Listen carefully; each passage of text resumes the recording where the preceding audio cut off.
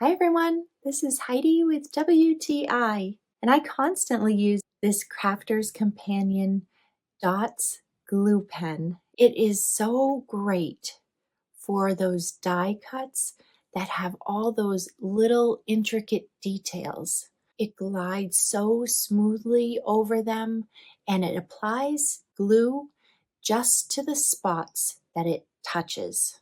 There are so many times when I've needed to apply something that has a lot of holes in it, a lot of ridges, and this works so well.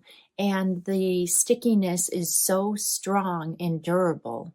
And it gives me confidence when I'm putting my scrapbooks together, when I'm putting my cards together, and adding all of those really intricate and detailed die cuts. This Crafter's Companion Dots glue pen has made it so much easier for me to apply adhesive to those intricate dies, and the bond is so strong, and that's my point of view.